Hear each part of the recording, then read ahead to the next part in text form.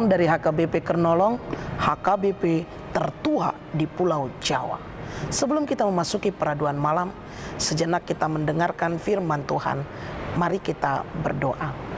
Segala hormat, puji, dan syukur kami naikkan kepadamu ya Tuhan, karena Engkau adalah Allah yang menjaga dan memelihara kehidupan kami.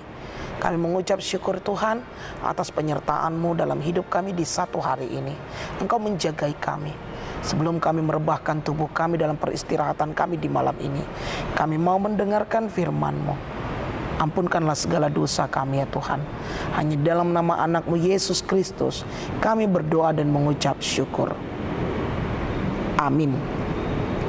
Firman Tuhan renungan bagi kita di malam ini sesuai dengan bacaan malam Almanak HKBP 2023, Sabtu 14 Oktober 2023, dari 1 Korintus pasal yang ke-9, dimulai dari ayatnya yang ke-21 sampai ayatnya yang ke-23, dan yang menjadi pembimbing renungan ayat 23. Demikian firman Tuhan.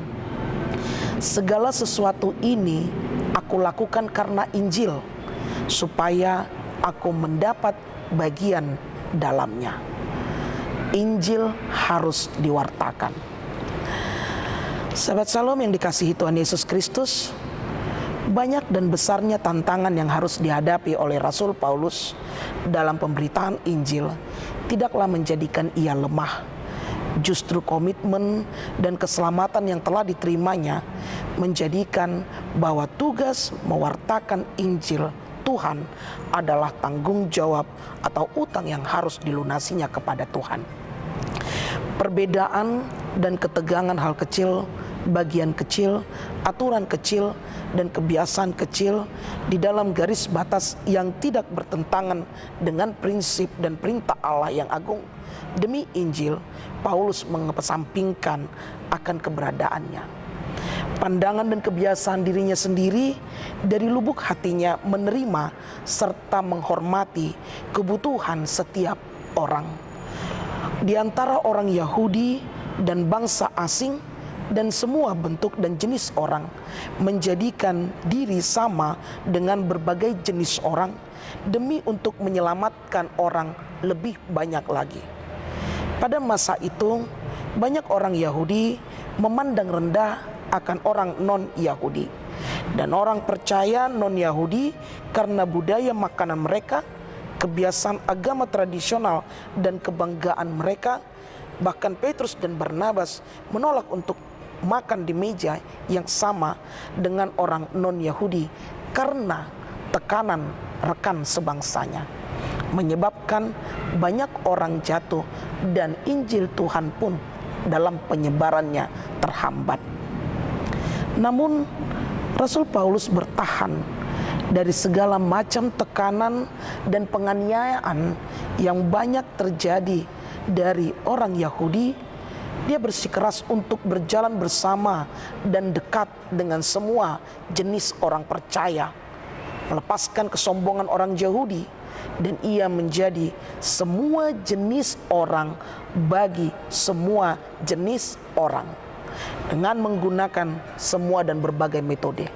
Banyak hal yang dilakukan oleh Rasul Paulus, sehingga apa yang dia inginkan dan rencanakan agar Injil Tuhan tetap dikobarkan dan disebarkan untuk menyelamatkan orang.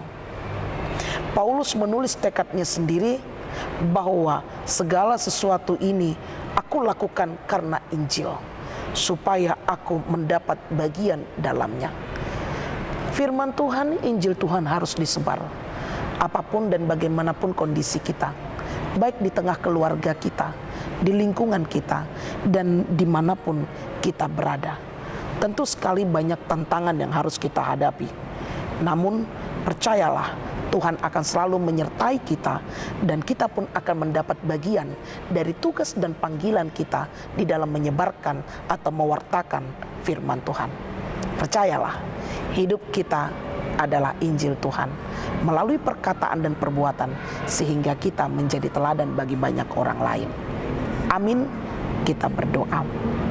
Terima kasih Tuhan atas firman yang telah kami dengar. Engkau mengingatkan kami Banyaknya tantangan yang harus kami hadapi dalam mewartakan Injil Tuhan.